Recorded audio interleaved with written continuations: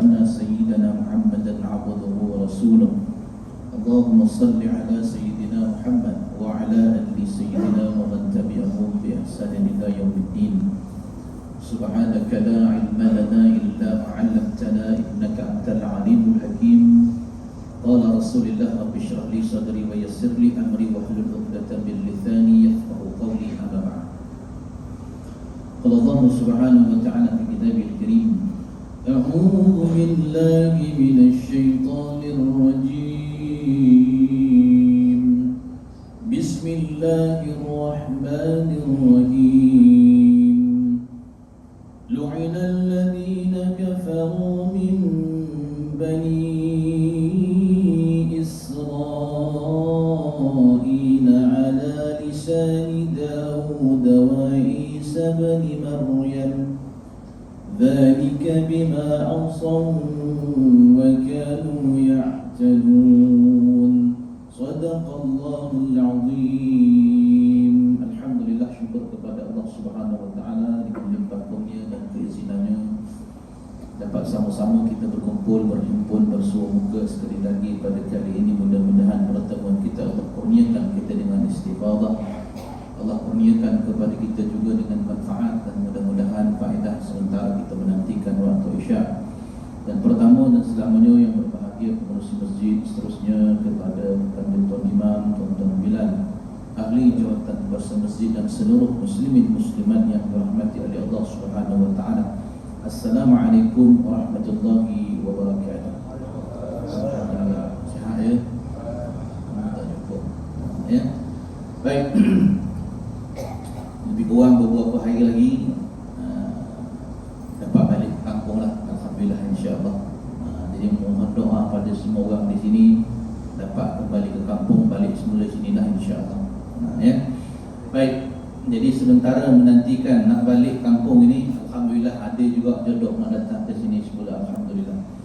Baik, seperti mana yang kita telah war-warkan, tajuk berkenaan dengan pertemuan kita pada hari ini adalah berkenaan dengan kesudahan Yahudi Israel menurut apa yang telah disebutkan oleh Allah di dalam Al-Quran. Seperti mana yang kita ketahui bahawasanya Yahudi adalah satu bangsa yang dilaknat oleh Allah Subhanahu wa taala. Seperti mana dalam ayat yang telah dibacakan sebentar tadi, Allah Subhanahu wa taala mencatatkan dalam kitab Zabur, begitu juga dengan kitab Injil, dan termasuklah dalam ayat Al-Quran mengenai dengan satu bangsa yang Allah Subhanahu wa taala laknat. Dan bukan sekadar itu, nabi-nabi yang lain pun laknat juga dia. Kata Allah Subhanahu wa taala, a'udzu billahi minasyaitonir rajim. Lu'inal ladzina kafaru min bani Israil ala lisani Daud wa Isa bin Maryam. Kata Allah, orang-orang kafir yakni Yahudi daripada Bani Israel dilaknat oleh Allah di dalam kitab Zabur melalui lisan Nabi Daud alaihi salam. Begitu juga dalam kitab Injil melalui lisan Nabi Isa alaihi salam, anak kepada Maryam bintu Imran. Kemudian Allah sebut lagi, wa kana dzalika bima asaw wa kana ya'tadun. Sadaqallahul azim. Kerana kamu itu adalah golongan yang suka menceroboh dan suka menderhaka. Ini adalah salah satu daripada sifat yang ada pada orang Yahudi.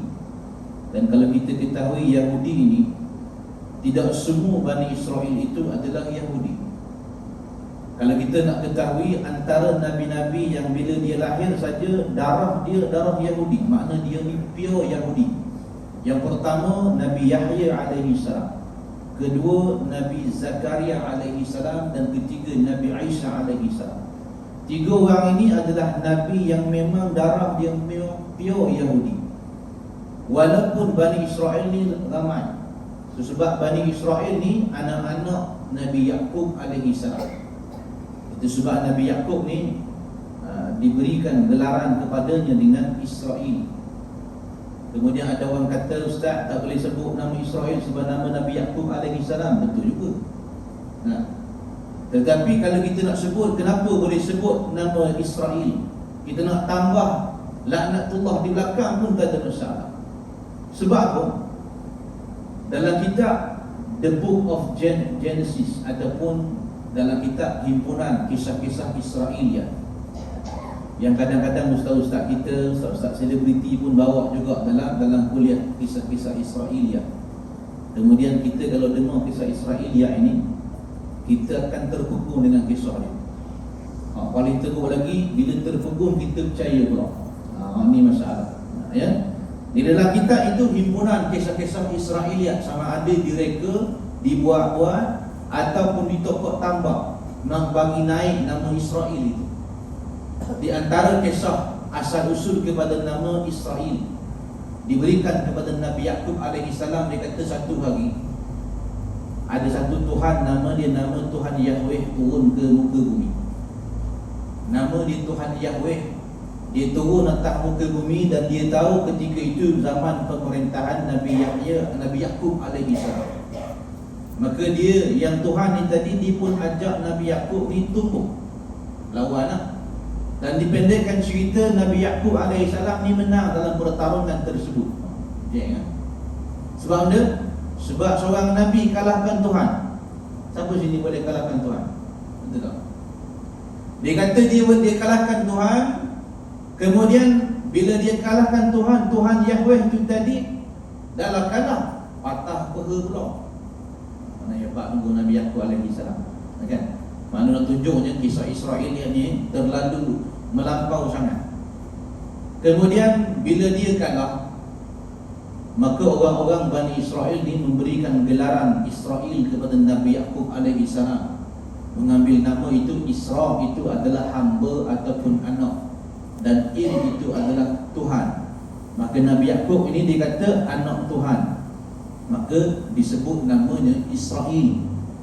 Jadi kita boleh nak sebut Israel, tak ada masalah. Sebab apa? Sejak daripada dulu sampai hari ini guna nama Israel. Dalam masjid kita ni pun ada juga. Apa dia? Nama dia Muhammad. Paling banyak nama Muhammad lah, ataupun Ahmad. Adakah dia ni seorang Nabi? Tak. Macam kita sini mungkin ada nama Muhammad tak? Kita panggil dia Muhammad. Tak boleh kan itu. Sebab apa? Nama Nabi. Tapi dia bukan Nabi. Ada yang nama Muhammad suruh semayang tak nak semayang. Ada nama Muhammad bila main bola nampak pada lutut.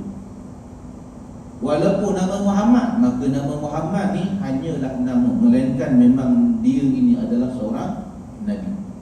Maka kita boleh guna nama Israel tersebut. Ya.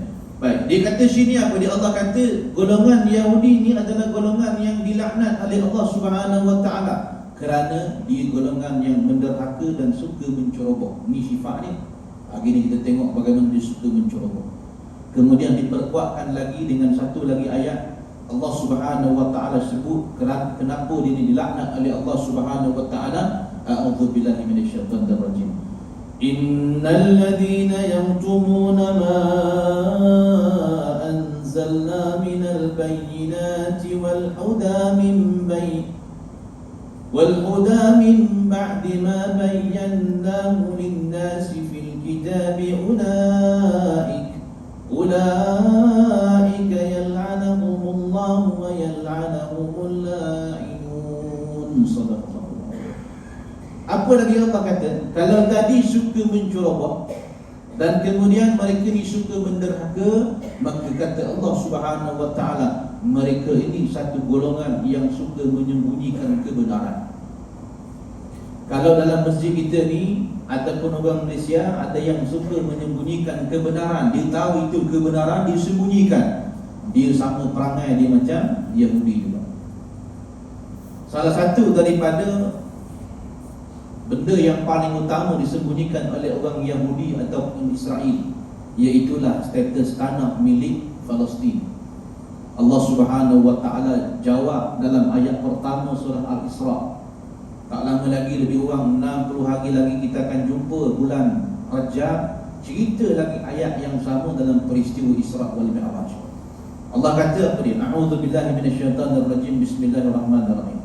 Subhanalladzi asra bi'abdihi lailan minal masjidil haram ilal masjidil aqsa. Sadaqallahul azim. Kata Allah Subhanahu wa taala, aku ni Maha berkuasa, Maha suci Tuhan. Tu imam kita baca tadi, subhanallah, subhanallah, subhanallah, membesarkan Allah. Mana aku ni Maha berkuasa memperjalankan seorang hamba daripada Al-Haram menuju ke Al-Aqsa. Maka Al-Aqsa di situ tidak menyebut Tel Aviv ataupun Israel, tetapi sebaliknya berada di Baitul Maqdis di Palestin. Maka dia diklaim itu tanah dia. Kalau kita sorot kembali bagaimana kisah bermulanya bencana kepada Palestin, tuan-tuan ingat tak 3 minggu lepas ataupun 4 minggu yang lepas, pada khutbah pertama daripada Jaid, dia suruh kita baca berkenaan dengan Palestin. Dia cerita bagaimana sejarah bermulanya peristiwa bagaimana Yahudi masuk buat kali pertama menjejakkan kaki ke Palestin. Yang pertama dia kata apabila pada tahun ataupun November tahun 1917, ketika mana seluruh rakyat Yahudi yang tidak ada sebarang negara dibunuh beramai-ramai oleh siapa? Hitler ataupun ni golongan Nazi ni. Kan kita kena terima kasih. Akhirat kadang jumpa dengan Hitler, ucap terima kasih kepada dia. Awak ni alhamdulillah banyak orang bunuh orang Yahudi dulu ya. Terima kasih lah kata ke dia. Ya. Maka bila dia bunuh ini, maka dia melobi kuasa-kuasa besar. Antara kuasa besar ketika itu adalah Britain. Kerana Britain merupakan pemilik terakhir sebelum pada itu adalah Bani Uthmaniyah. Bani Uthmaniyah ini adalah Bani Qadnazar ataupun Nebuchadnezzar. Ketika itu disebut dalam ayat yang keempat, adakah mereka golongan itu? Maka ulama sebut bukanlah golongan Nebuchadnezzar. Sebaliknya ada golongan lain yang Allah sebut dalam ayat keempat. Kejap lagi kita jumpa pada ayat yang keempat. Maka selepas pada itu dirampas oleh Britain ataupun British. Sebagaimana negara kita juga dijajah oleh British. Dan kemudian apabila mereka ni melobi kuasa yang besar di antara Britain dan sokongan yang rapatnya itulah Amerika Syarikat, maka satu perjanjian yang dinamakan Deklarasi Balfour pada tahun 1917 ini terbentuk. Maka sedikit demi sedikit orang Yahudi bertandang ke Palestin. Kita nak sebut Palestin ni ada beberapa cara. Pertama Palestin boleh juga, adapun Palestin boleh juga. Ya, kita orang Melayu ni kalau nak sebut, kita tak ada, orang Arab tak ada huruf pa. Jadi kita orang Melayu pun meletakkan huruf pa. Jadilah Palestin.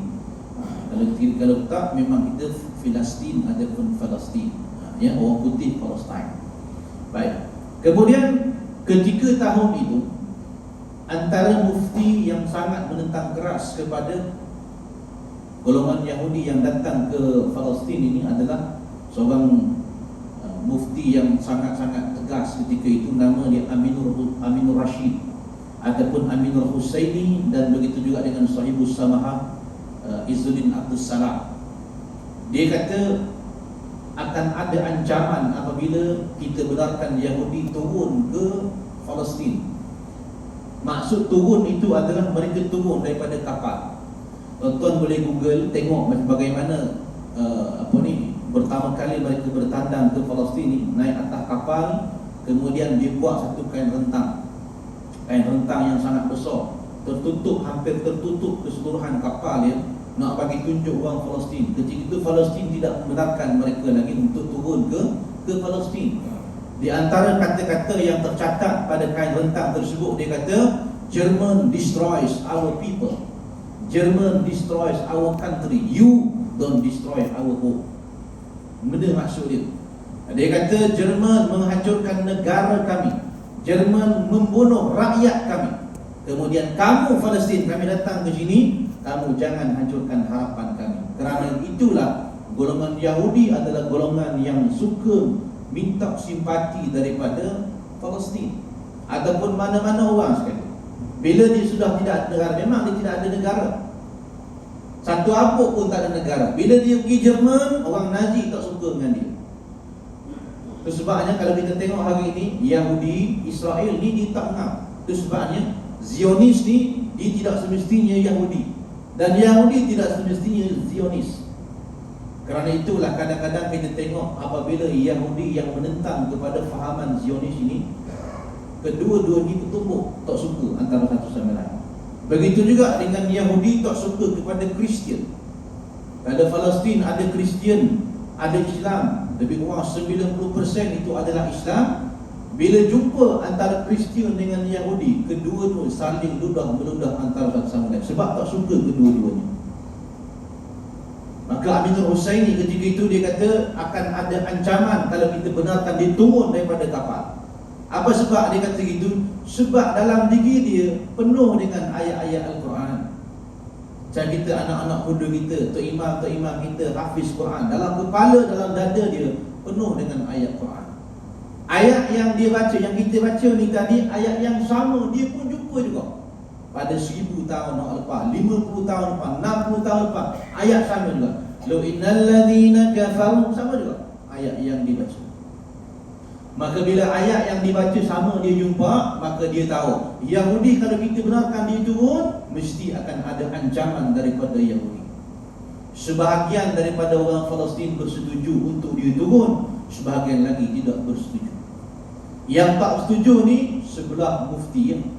Mufti dengan timbalan mufti ni tak setuju. Kenapa? Dalam diri dia mereka ada Al-Quran, kerana dia tahu dah perangai Yahudi ni macam mana.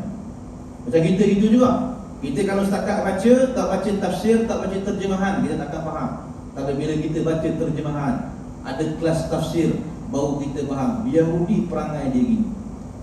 Sebab Malaysia tidak membenarkan Israel ataupun Yahudi untuk masuk ke negara kita, melainkan kalau dia tukar warga negara dia, seperti mana yang dibuat oleh seorang daripada yang terkenal, itulah Nasdaili. Nasdaili kata, saya ni terikat. Dia kata, saya tak tahu orang tak suka dengan saya, padahal saya tak nak gini. Dia lahir di mana? Lahir dekat Israel. Dia lahir di Israel, dia orang Islam, mak ayah dia orang Palestin. Jadi warga negara dia adalah Israel. Buat kali pertama dia nak masuk ke Malaysia, kerajaan tidak membenarkan dia. Akhirnya dia pergi Afghanistan, duduk lama situ, kemudian dia tukarkan warga negara dia, pasport dia, baru boleh masuk ke Malaysia. Dia kata seronok duduk Malaysia. Patutlah dia kata Malaysia ni menentang semua kepada Israel. Tapi bila aku balik ke Israel, aku pula kena dengan Israel tinggi pun aku kena juga. Dan aku bila pergi dekat Palestin pun aku kena juga, sedangkan mak ayahku Palestin dan aku ni lahir di Israel. Dia sebut salah dan letak di Banten. Ya. Jadi Aminul Husaini kata dengan Izzuddin Abdul Salam, dia kata jangan benarkan dia. Maka satu puak ni tidak bersetuju, satu puak lagi bersetuju. Adakah yang tak bersetuju itu tak setuju dengan mufti? Setuju. Tetapi kerana mereka orang yang beriman kepada Allah, maka pantang di mata mereka melihat orang yang ditindas. Macam kita kalau ada orang ditindas, kita mesti tolong dia. Kalau setakat paling mudah kucing lah, kucing nak luar berjalan, tak ada makanan, buruh dah kucing tu, kita bagi dia makan. Sebab apa? Sebab dia tak cukup makan. Kerana itu sifat bagi orang beriman kepada Allah. Maka dia beriman kepada Allah, nak tolong orang Yahudi, walaupun dia tahu Yahudi ni akan buat sesuatu pada dia nanti. Kerana dia berharap dia muka Yahudi kalau turun, bolehlah buat rumah belah sini sikit, bolehlah buat kedai sini sikit, boleh tumpang makan, boleh tumpang berteduh kalau perlu. Tapi akhirnya apa yang berlaku? Anak mereka dirampas. Kerana itulah pada tahun 1990-an, Jordan antara negara yang kecenderungan dia lebih kepada Palestin. Kalau kita ada anak-anak yang belajar Jordan tahun 90-an, kalau tuan-tuan pun begitu juga, ada yang belajar di Jordan tahun 1990-an, tahun itu adalah tahun semangat intifada kepada Palestin ini sangat tinggi. Begitu juga kita di Malaysia, memang kita punya semangat kepada Palestin itu ketika itu memang tersangat tinggi ketika itu. Bila dengar bom atom dan macam-macam lagi dibedil kepada orang Palestin, semangat kita ni naik. Kelas-kelas di universiti terpaksa dibatalkan ketika itu kerana sebahagian persyarat. Begitu juga dengan pelajar-pelajar di Universiti Jordan, ada sebahagian daripada Palestin. ketika mana sebahagian ulama menyebutkan tidak ada jihad berlaku di Palestin, hampir keseluruhan rakyat Jordan dan Syria mengatakan menolak fatwa berkenaan. Memang dia kata fatwa kepada jihad memang berlaku di Palestin. Konsert-konsert, bukan macam konsert hari ni, konsert-konsert awak dibuat di sana, lakonan teater, nyanyian-nyanyian lagu-lagu, siaran di TV dan radio, khutbah-khutbah Jumaat ataupun kuliah-kuliah, semua cerita bab kepada Palestin, tak sebut benda lain. Kerana ketika itu semangat Palestin, itu sebab semangat intifada. Saddam Hussein sebagai contoh dalam isu Teluk ketika itu berjaya menyiapkan, sempat dia menyiapkan roket yang pertama dilancarkan daripada negara dia, kemudian sampai ke Tel Aviv dan akhirnya disambut dengan tepukan dan jeritan kegembiraan daripada Jordan. Kerana itulah roket pertama Islam berjaya sampai ke Tel Aviv. Ini semangat semakin lama semakin menebal. Kemudian tahun 2006 pengepungan secara total kepada Palestin. Ketika itu tembok-tembok mula dibina dan hampir siap ketika itu. Maka Gaza yang besarnya itu, saya daripada Muazzam sampai ke sini, ini lagi besar. Dia Gaza ni besar mana? Gaza ni daripada utara sampai ke selatan 40 km. Lebarnya lebih kurang 9 km. Jarak ataupun perseginya hanyalah lebih kurang 360 km persegi. Mana lebih kecil daripada negeri Perlis. 360 km persegi saja. Mana daripada sini sampai Kuantan sampai tak? Lebih sikit lah. Daripada Gambang sampai Kuantan 30 lebih kilometer, 31 lebih kurang. Lebih sikit je. Ataupun sampai ke Simpang Lepah. Itu je lah jarak Gaza yang kena pertahankan hari ini. Yang semakin lama semakin mengecil, kadang-kadang membesar sedikit, kemudian mengecil sampai hari ini. Kerana itu Israel dilarang melalui satu kawasan dinamakan garis merah, tetapi sudah mula dicabuli oleh Israel sedikit demi sedikit. Penempatan haram dibina di kawasan garis merah tersebut. Kemudian disebutkan pada tahun 2006 ini adalah satu pengepungan total.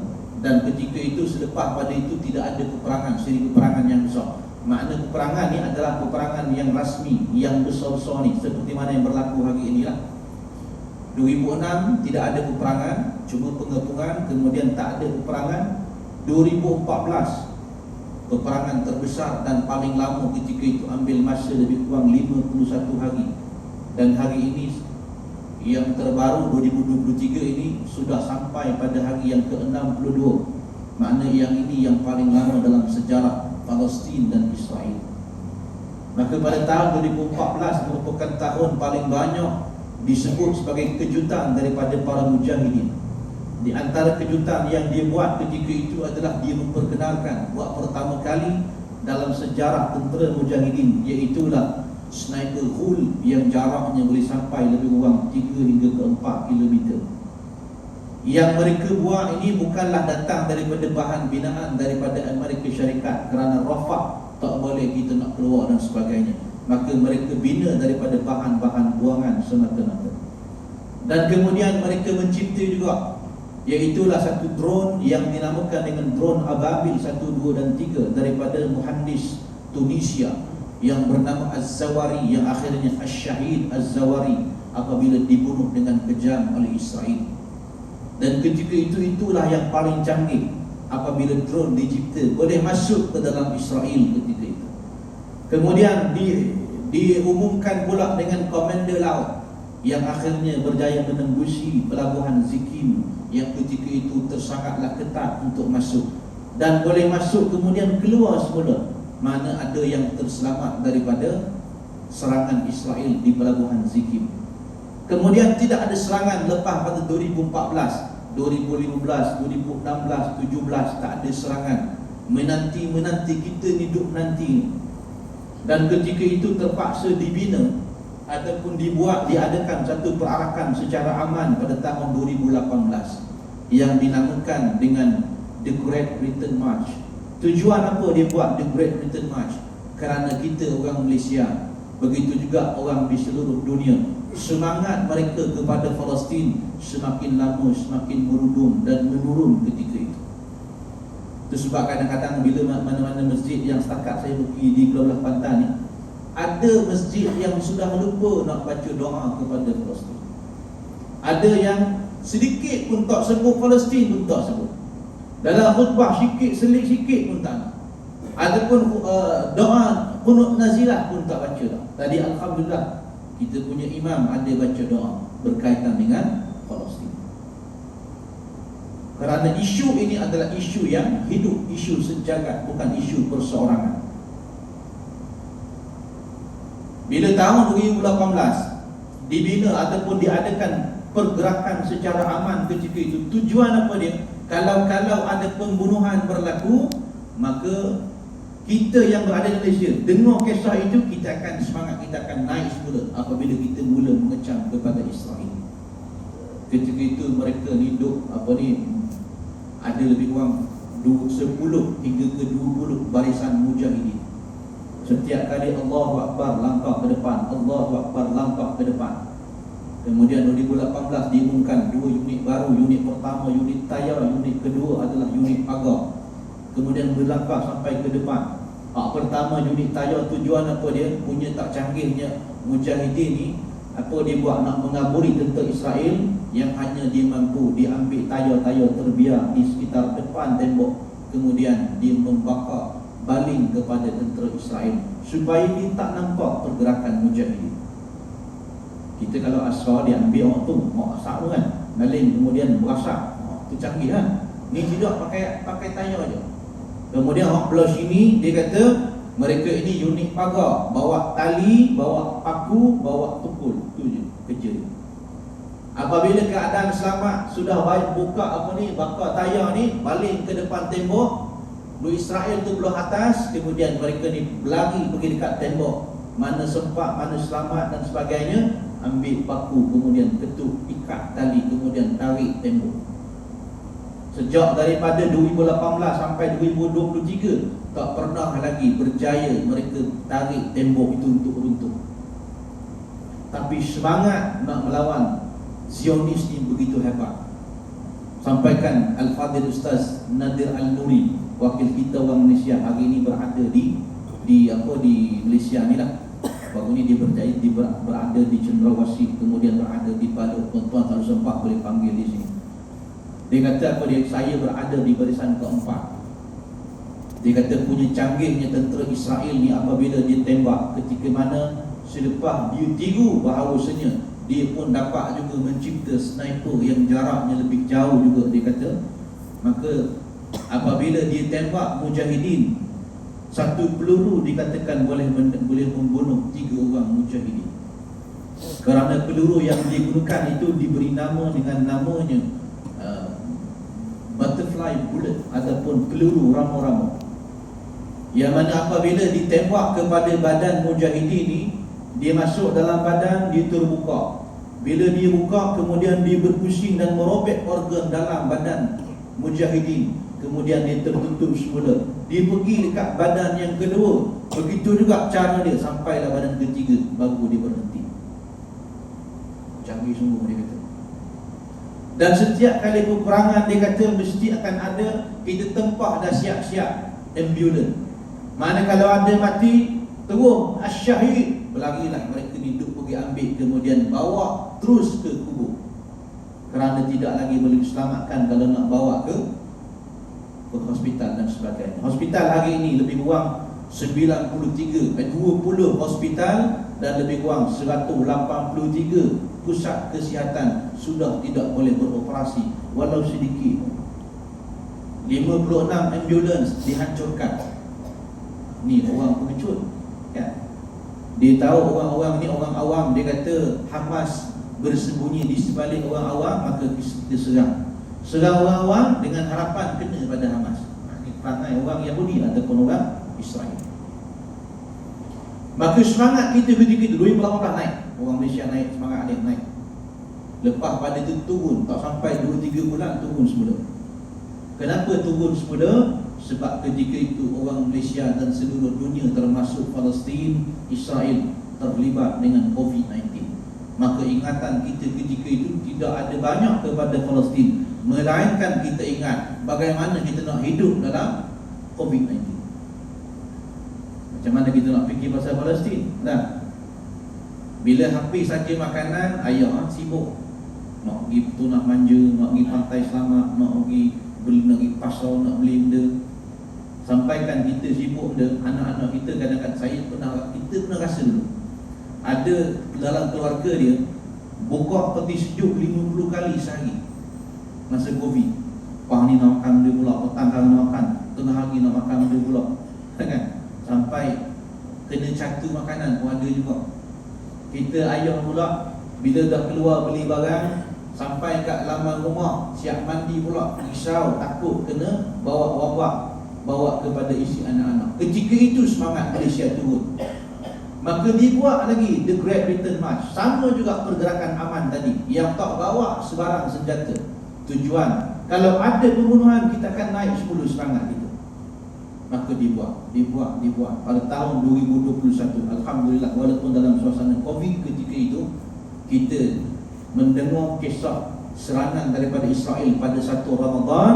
Kita ketika itu nak mayat tarawih. Bila kita dengar, kita semangat, kita naik semula. Doa-doa dibaca. Subuh kita baca doa. Mana-mana setiap daripada semayang itu, doa itu dibaca. Tak pernah habis. Kerana semangat kita duduk naik. Sampaikan ketika itu dilancarkan hashtag, iaitulah Israel Koyak. Begitu juga dengan hashtag Mak Kau Hijau pun dilancarkan juga. Semata-mata nak bagi mental orang Israel ni jatuh dan down ketika memang berjaya. Netizen Malaysia memang pakar itu, nak jatuh orang memang pakar, kan? Termasuklah Israel jatuh juga semangat Israel. Sampaikan dalam kamus cari benda maksud Israel Koyak. Tak jumpa-jumpa maksud Israel Koyak. Cari pula Mak Kau Hijau, lagi tak jumpa. Kita orang faham lah Mak Hijau tu benda. Tapi sebab dengan hashtag dan tagline itu berjaya menjatuhkan sedikit semangat orang Israel, kita semakin naik dan kemudian turun semula. Sampailah pada tahun 2023 lancarkan dengan satu hashtag yang baru, dengan tema baru, iaitulah Taufan Al-Aqsa. Dan Taufan Al-Aqsa itu bukan orang Malaysia bagi nama. Orang bagi nama tadi orang dua itu, Israel Koyak dengan Mak Kau Hijau itu, kita bagi nama. Aqsa Defender waktu Israel Koyak, Mak Kau Hijau netizen Malaysia. Yang Taufan Al-Aqsa sama bagi nama ni, apabila mereka ni sejak daripada 2006 dah kumpul maklumat tertangguh, akhirnya sebelum 7 hari bulan, apabila normalisasi hampir-hampir berlaku di antara Arab Saudi, begitu juga dengan Israel. Ketika itu Muhammad Salman As-Saud kata nak salam dah kepada siapa ni? Dekat Netanyahu nak salam. Bila nak salam ni nak normalisasi. Bayangkan kalau normalisasi berlaku, apa berlaku? Apabila normalisasi berlaku, iaitulah Abang Long ni, mana negara Arab Saudi ni kira Abang Long ketua pada negara Arab. Kalau dia jadi salam ataupun jadi ni normalisasi ni, tanda tangan ni, maka adik-adik orang lain Syria, Jordan duk ikut sekali. Bila ikut sekali, yang hanya tinggal adalah Palestin. Satu-satunya akan tinggal mempertahankan negara dia sahaja. Maka sebelum berlaku benda itu, maka dibuat Taufan Al-Aqsa, lebih kurang 5,000, 6,000 roket masuk ke dalam Tel Aviv. Itu tujuannya. Tiba-tiba ada orang Malaysia tanya, Ustaz, benda hukum orang Palestin serang Israel pada hari raya dia. Soalan ni tak patut tanya.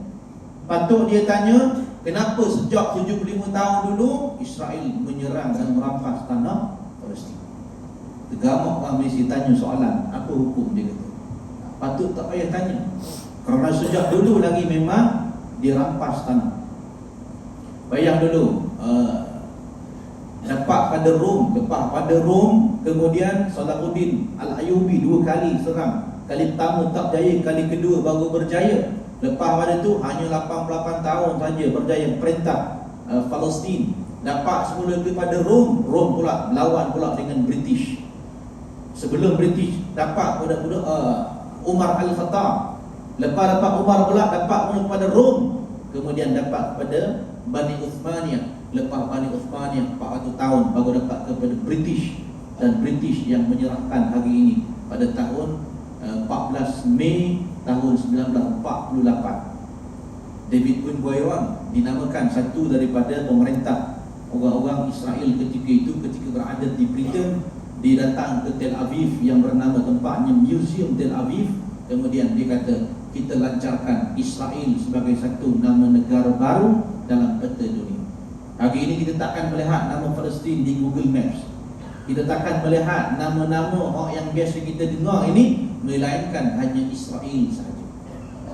Itu sebab kalau kata nak kita ni nak suruh boikot, ada orang kata tak baik ataupun rugi je kita boikot.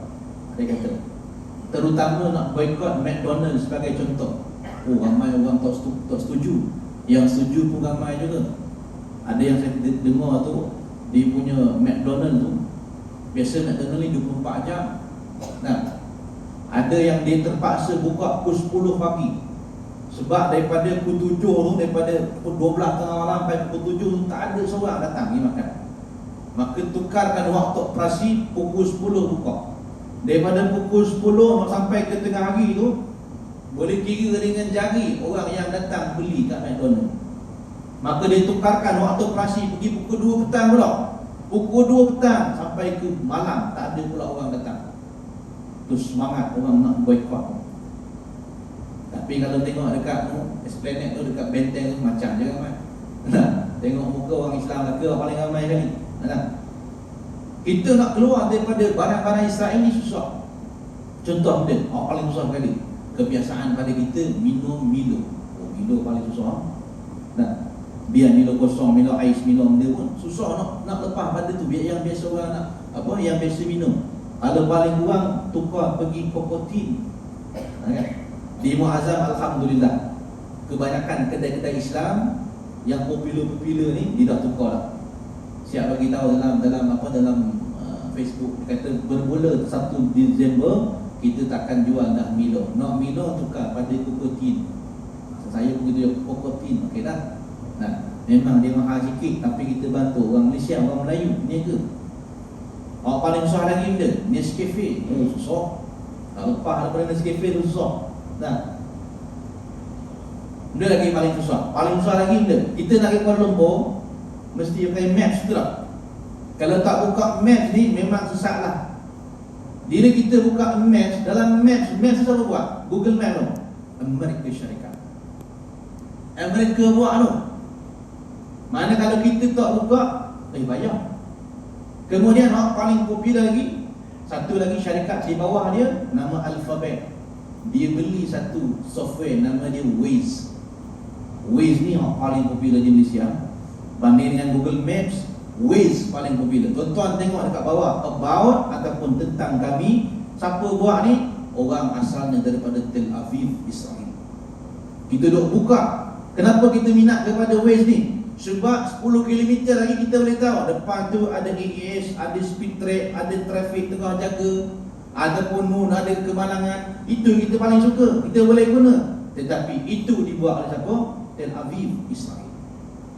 Tapi kita paling suka. Itu sebab kita nak keluar daripada barang Israel ni memang susah. Benda lagi, Maggi, susah. Orang Kuantan, orang ECM tu, Starbucks, susah kita nak keluar. Ada pakar ekonomi ni, dia kata saya tak pasti dia pakar mana, tapi saya dulu tengok dia punya tulisan ni, kita gembira tengok, kagum tengok dia punya angka-angka. Dia kata kalaulah orang Malaysia daripada Perlis sampai ke Sabah di boikot McDonald's sebagai contoh, mana dia boikot McDonald's sampai berhenti jual, kerja dibuang, tak ada langsung hasil dapat, sikit pun tak ada. Kerugian kepada Israel hanyalah lebih kurang 37 sen saja. Ada kesan tak 37 sen? Banyak agak-agak 37 sen. Sikit, betul? Tapi katakanlah Israel memerlukan RM37 untuk beli satu senapang. Maka kita berjaya halang dia untuk beli satu daripada senapang itu kerana tak cukup 37 sen. Maka di situ kita berjaya halang. Walaupun sedikit sangat kita punya bantuan dia, tetapi itu boleh mengelak daripada kita bantu dia membeli satu senapan untuk membunuh rakyat Palestin. Tanya pada kita lah, ustaz-ustaz kita dah mengajar sini cerita berkenaan apa dia? Masuk dalam kubur karang, ma rabbuka, dia kata kan, wa nabiyyuka ma qiblatuka. Boleh jawab tak semua? Semua boleh jawab. Sebab apa? Sebab semua soalan bocor belaka. Tiba-tiba Allah tanya soalan, apa tanggungjawab kamu kepada Palestin saat mereka ditindas, dibunuh dan sebagainya? Kita tak mampu nak jawab. Sebab apa tak mampu? Nak boikot tak boleh. Maps tuan-tuan, tengoklah mana handphone jari. Percaya tak ada orang yang nak buang maps tu, kecuali ada anak dia. Anak dia memang tak buang lah sebab dia anak. Kalau ayah lain lah, ayah tak buka handphone. Sebab payah kita nak boikot ni payah. Ya. Tapi 30 sen tu besar nilai dia di sisi Palestin. Mufti Malaysia, salah seorang mufti Malaysia ketika mana tahun 2014, dia kata aku nak pergi ke Israel ni, payah nak pergi ni, dia kata. Maka ada peluang nak pergi ni sampai situ malam. Sampai dekat kawasan pantai di Gaza ni aku jumpa dengan siapa? Dengan Brigade Al-Qassam depan mata. Memang dia kata memang dahsyat semua. Aku tengok Brigade Al-Qassam depan mata. Dia kata bila mana kami sampai dengan golongan-golongan elit orang Arab ni bawa duit dalam bagasi ni, dia kata bila sampai ke kawasan Brigade Al-Qassam, orang kaya tadi nak bagi duit bagi kepada tentera Al-Qassam. Dia kata lah, jangan bagi kami duit. Kalau nak bagi duit, bagi pada pemimpin atau beli barang untuk kami supaya kami guna, atau beli senapan untuk kami supaya kami boleh guna. Pergi dekat hospital Gaza, hospital Ashifa, nak tengok suasana keadaan ketika itu. Maka dia tengok nurse, doktor, tak cukup semua ubat-ubatan dan sebagainya. Maka bagi duit. Dia kata lah, jangan bagi kami duit. Kalau nak bagi, berikan kepada kami ubat-ubat supaya kami boleh guna. Ketika itulah mufti ni kata, apabila kami melihat keadaan seperti itu, seolah-olah kami tengok orang Palestin tidak berminat dengan duit kerana kecekalan dia, kerana mungkin sudah terlalu lama dalam medan peperangan.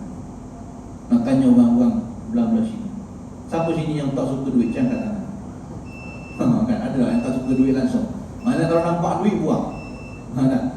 Baik, dia nak azan tu kan? Azan. Teruskan dia. Baik. Ada tak sini yang tak suka duit?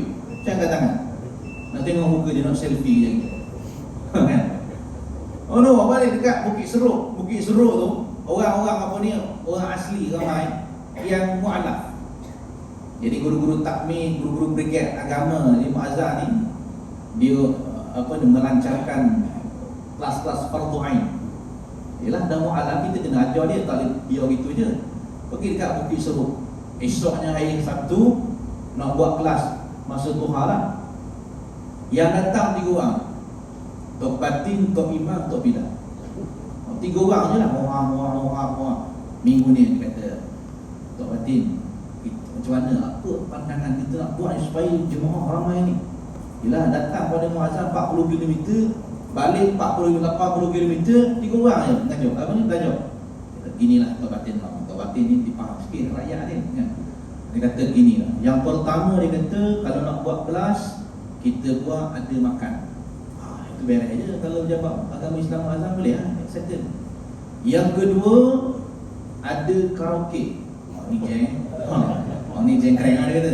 Nak buat macam mana ni ada karaoke ni, dia kata. Tuan-tuan kalau pergi Muazzah contohnya, contoh macam ni lah. Ada orang ni singgah tu dekat Cini tu, Petronas tu, singgah ngetih tidak. Dalam pukul 8.30 gitu, dia mula lagu-lagu dia. Pukul 10 malam kita nak makan tak biasa. Kan?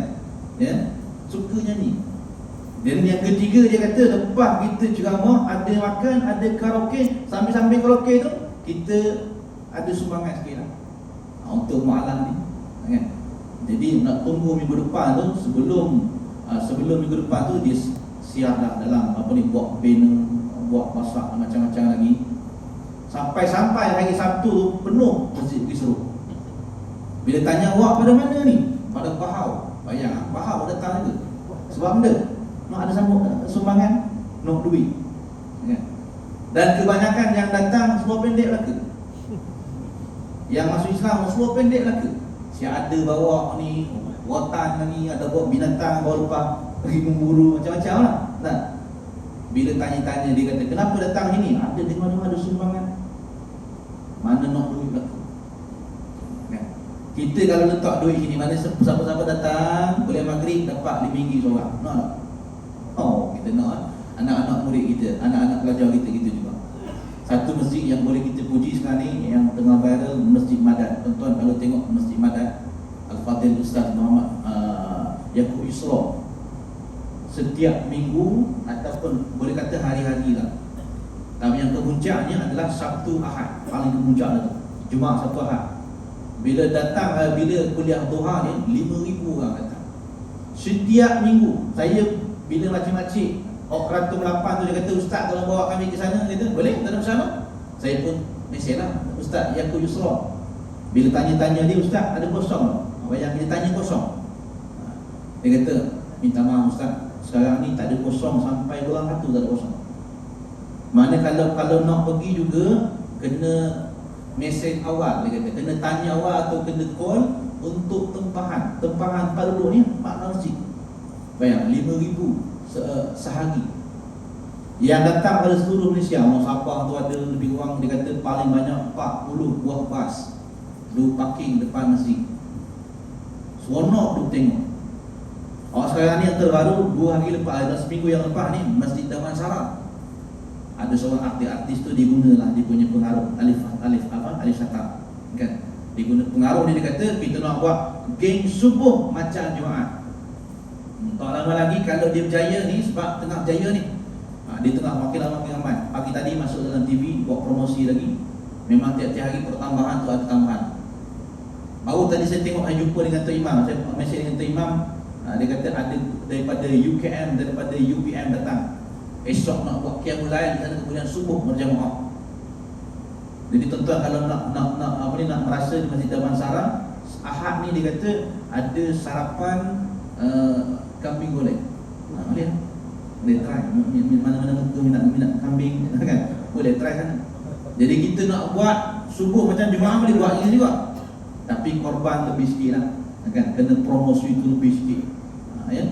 Semangat dia kena lain macam sikit. Mungkin lepas pada ni, wakil kita daripada Masjid Tebetuh Jaya ni, kalau Jaya lah Masjid Damansara tu, mungkin kena pinta. Berkemungkinan lah. Dan tidak mustahil dengan ramai seperti mana itu. Ya? Jadi orang Palestin, mereka tidak berminat sedikit pun duit.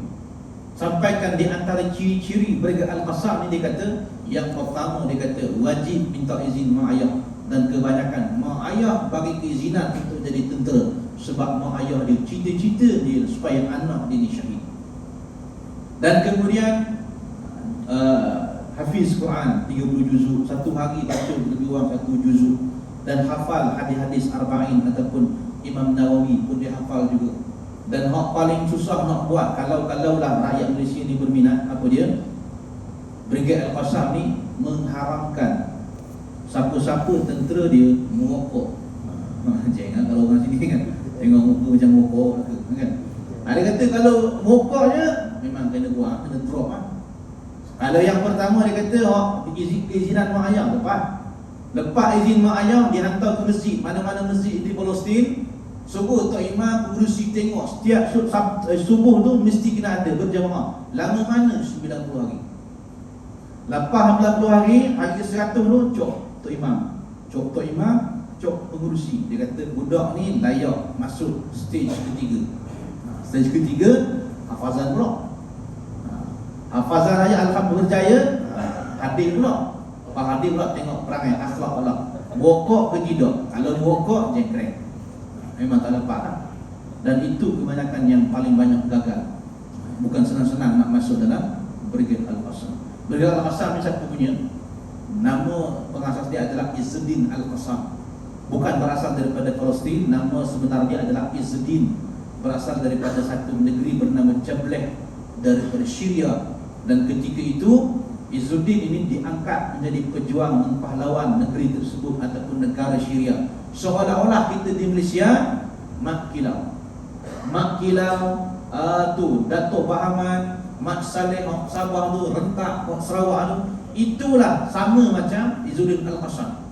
Ketika itu Syria diperintah oleh Perancis, maka dia dibuang negara, bukan buang dekat-dekat, buang negara, hantar Palestin tu.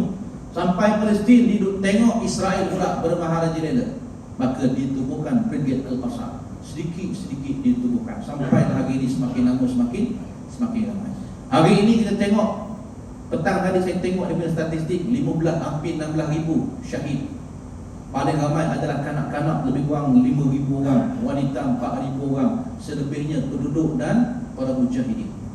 Semua dipanggil dengan asyahid. 15,000, hampir 16,000. 16,000 itu kalau tengok dalam suasana 62 hari ini, alhamdulillah, seolah Allah tidak mematikan Islam. Kerana ke dalam tempoh 62 hari ini Allah kembalikan Islam, yang mana rakyat mereka, rakyat Britain yang tak suka kepada pemimpin mereka ni, mereka duk tengok keimanan dan takwa orang-orang Palestin, akhirnya mereka masuk Islam. Ramai mana setakat yang saya duk tengok ni, 15,000 dah masuk Islam, hanya sebab melihat kanak-kanak yang keimanan dan takwa mereka walaupun dibedil dan sebagainya tetap dengan Islam.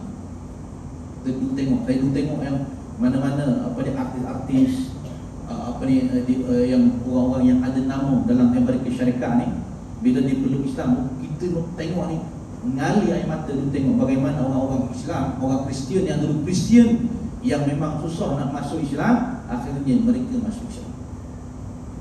Sebab kalau ditanya pada apa tanggungjawab kita kepada Palestin, orang sini boleh jawab. Apa dia? Mendoakan Palestin paling mudah. Apa paling mudah kita boleh buat? Boykot boleh. Yang boykot tu alhamdulillah, kerana takut-takut kita duduk membantu. Dia syarikat orang paling banyak, siapa dia? Ni HP, paling besar Intel, AMD.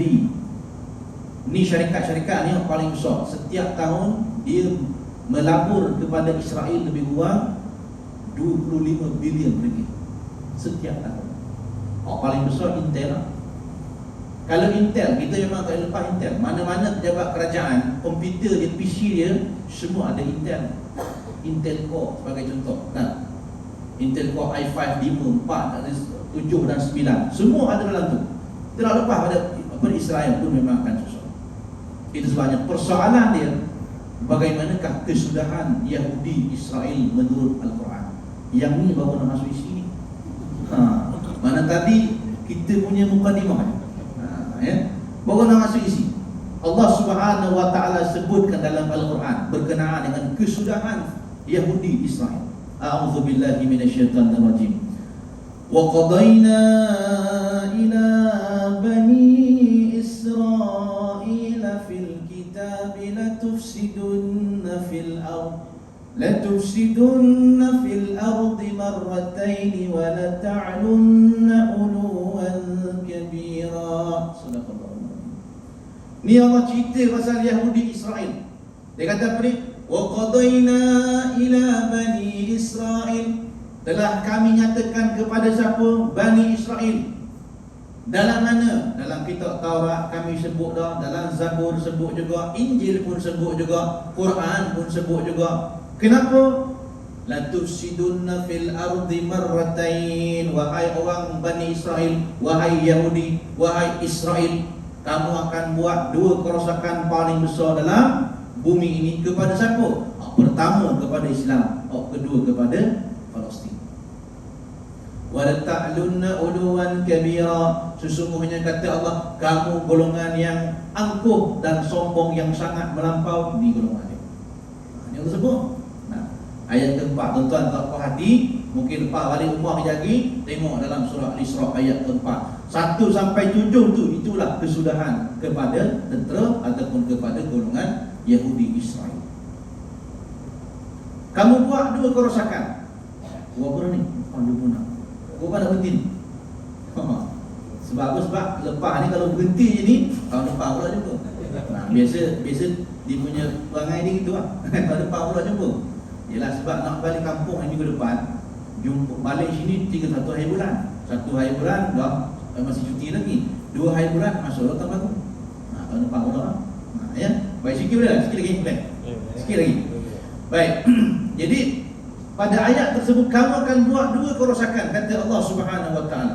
Walaupun sebenarnya Yahudi Israel ni bukan setakat dua dibuat, terlalu banyak kerosakan yang dibuat. Sebagian ulama kata, apa dia dua kerosakan tersebut? Pertama dia kata, ini sekadar kumpulan kepada tafsiran mereka. Yang pertama dia kata, zaman Nabi Musa AS, aku turunkan kepada kamu, iaitulah 5 wabak kepada umat ataupun kepada Bani Israel, kepada Yahudi, kepada Fir'aun. Itu sebab bila mana Nabi berpuasa pada bulan Muharram, dia tengok orang-orang Yahudi puasa juga pada 10 Muharram. Bila tanya-tanya, orang Yahudi kata, kami berhak kepada Musa AS. Maka Nabi kata, aku lebih berhak. Dia Nabi, aku Nabi juga. Dia gembala kambing, aku gembala kambing juga. Bila tanya-tanya, apa dia yang kamu berhak ni? Rupanya Allah tolong Nabi Musa ni bagi wabak kepada Fir'aun dan sekutu-sekutu dia. Adakah yang itu? Wallahu a'lam, mungkin ya, mungkin tidak. Yang kedua juga, apa dia? Zaman Nabi Yusuf AS, 7 tahun Allah sebut ataupun Allah cerita dalam Quran, semua orang-orang Yahudi Israel diturunkan kepada mereka dengan wabak kemarau selama 7 tahun. Adakah yang itu? Wallahu a'lam, mungkin ya, mungkin tidak. Maka ada seorang ulama, nama dia Syekh Abdul Fattah Al-Khalidi. Kalau tuan-tuan Google nama dia, kejap lagi, dia ni tak ada gigi, hampir no gigi tu dah. Sebahagian lagi rasa dia dah meninggal dunia dah. Ya. Dalam tafsiran dia yang sangat terkenal, dia ada beberapa tafsiran Quran dia yang dia buat. Dia kata, la tufsiduna fil ardi marratain, ini adalah berlaku pada zaman pemerintahan Nabi SAW. Mana selepas Nabi wafat pun masih lagi dikira peristiwa tersebut. Di antara peristiwa yang menjadi pegangan ataupun tafsiran daripada ulama adalah ketika mana peristiwa sebelum daripada perang Khaybar yang membawa kepada perang Khaybar. Dia ni adalah golongan riba, Yahudi juga mula.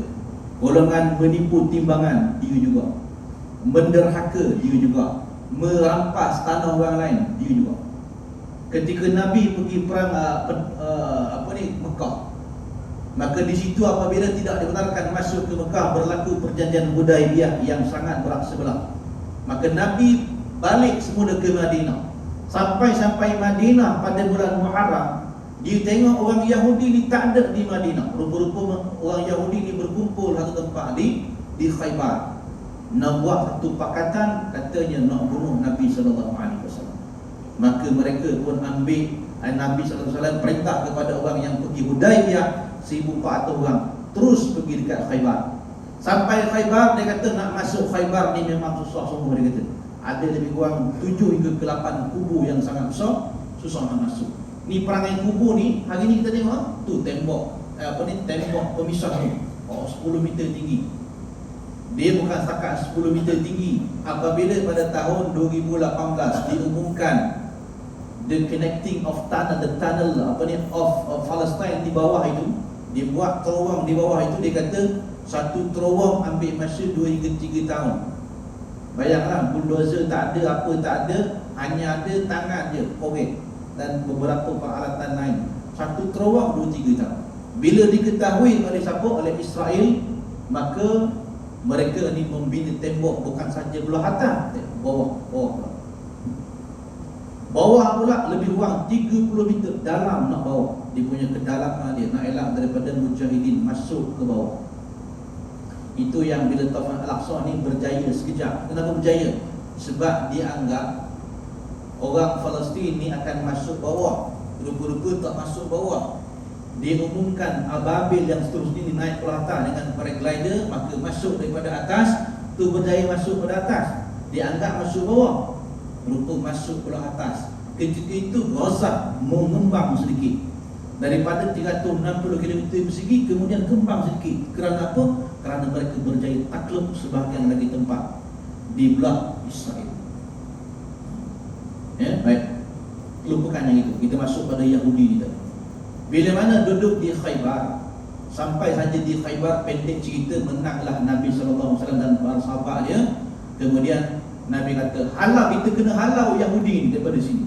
Yahudi seperti biasa minta simpati pada Nabi, maka Nabi izinkan mereka duduk situ dengan syarat bayar jizyah. Maka bila bayar jizyah, Nabi perintahkan 2 orang sahabat. Seorang tak ingat nama, seorang ingat, Abdullah bin Rawahah, kutip jizyah. Kutip bulan pertama, 2, 3, 4, bulan kelima, bulan ke-6 tak nak bayar.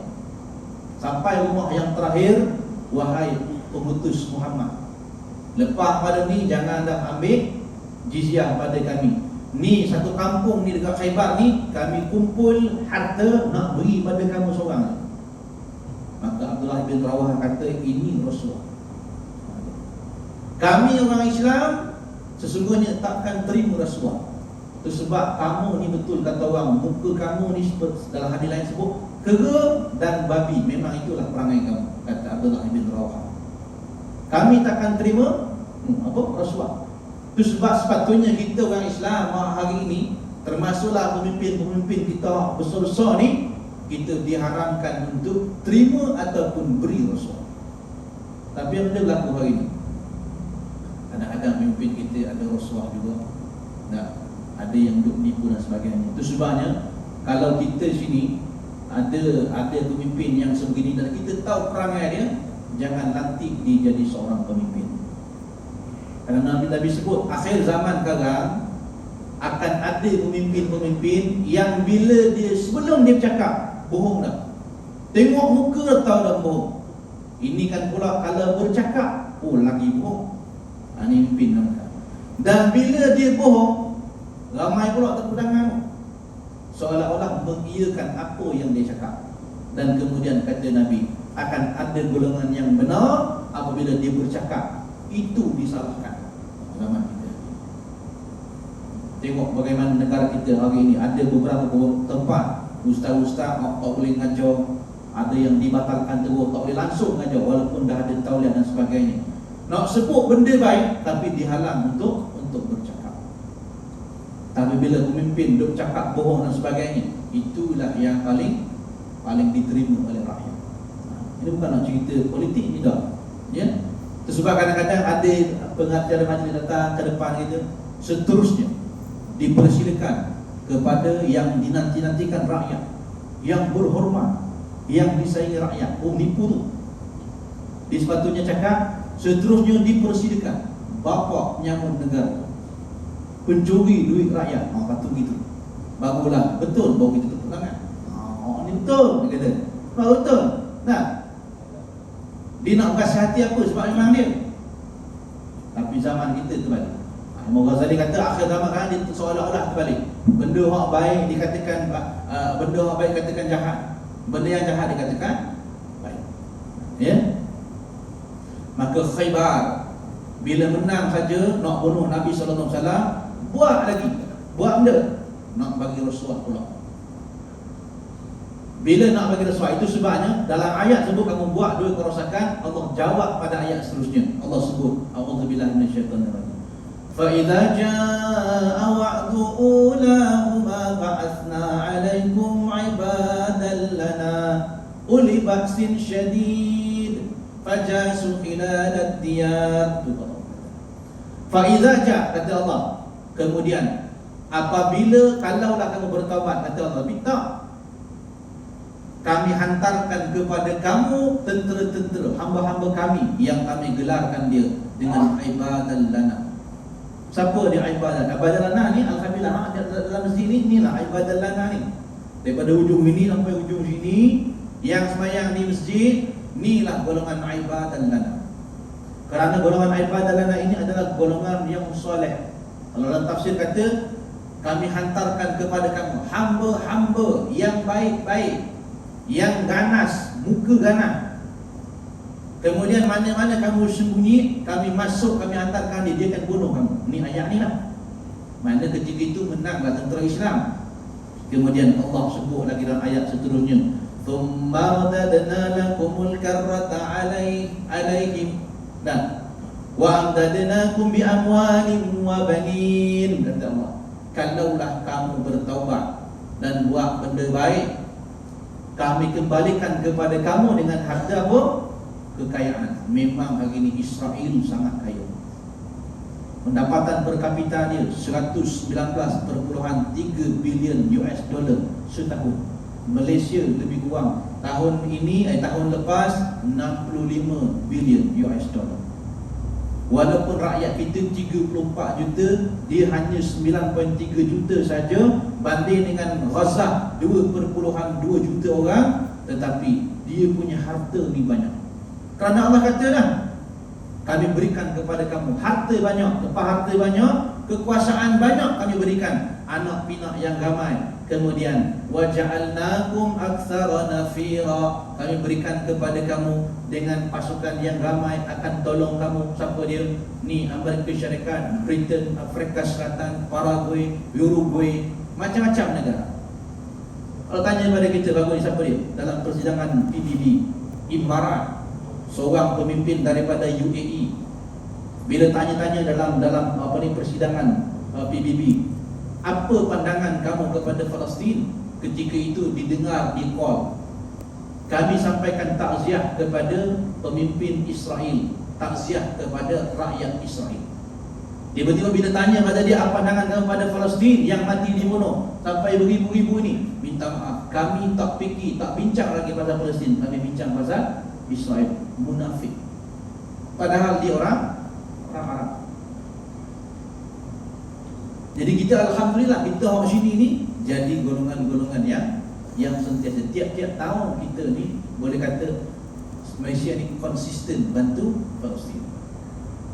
Cuma hati-hati bab kepada derma, bab sumbangan ni kena hati-hatilah. Baru-baru ni kita dengar satu NGO dibukukan akaun dia lebih kurang 70 juta ringgit. Lebih kurang 41 akaun dibekukan, disyaki ada penyelewengan. Itu sebab kita kena hati-hati.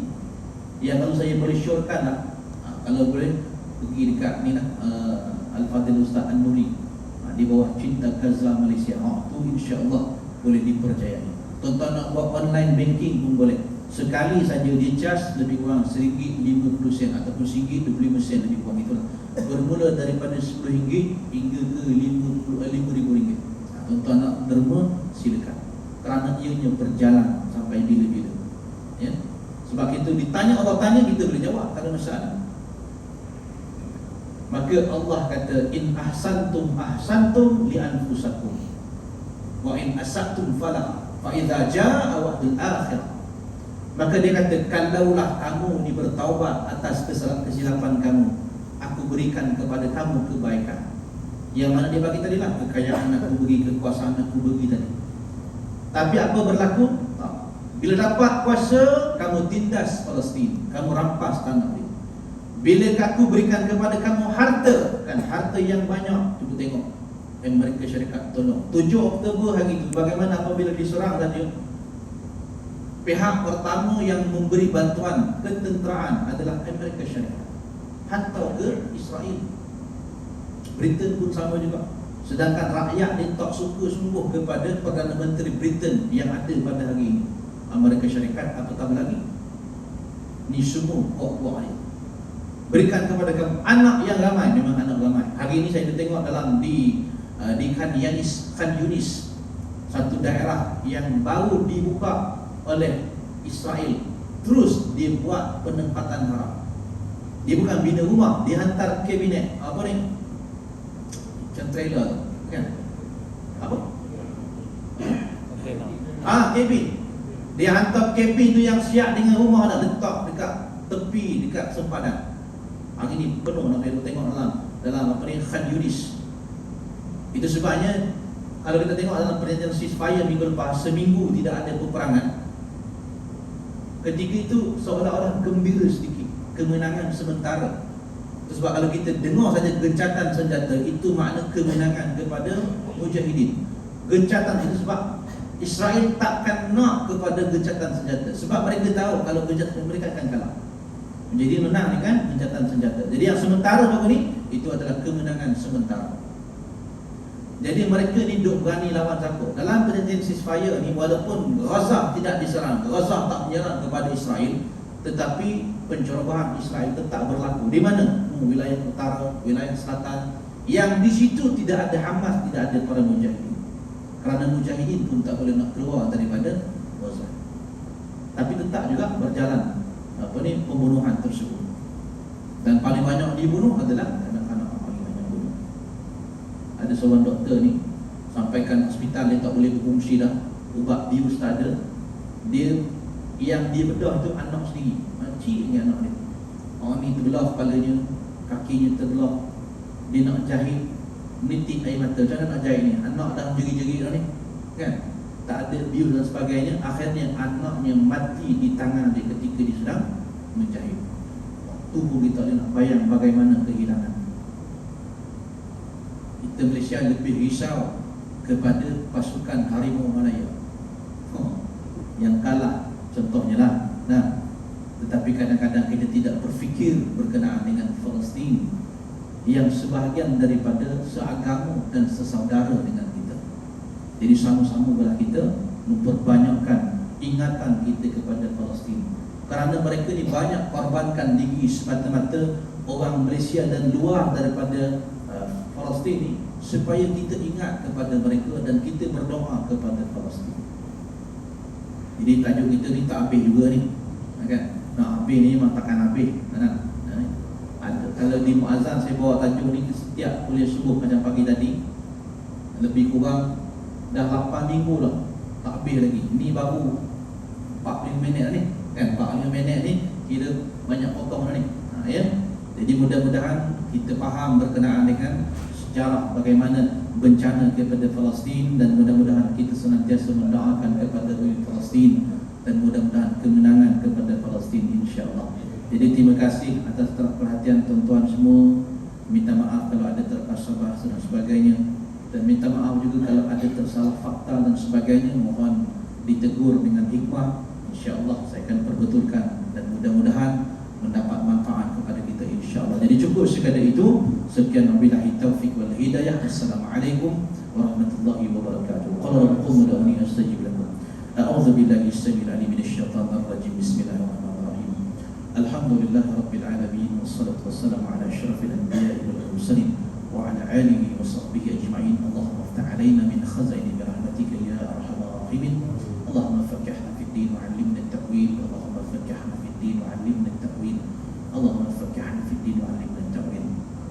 Ya Allah ya Rahman ya Rahim, Engkau bantulah rakyat Palestin ya Allah. Engkau kurniakanlah kepada mereka dengan kemenangan dunia akhirat ya Allah. Wahai Tuhan yang Maha Agung, Kau tunjukkanlah mukjizat kudrah-Mu ya Allah dan kekuasaan-Mu ya Allah.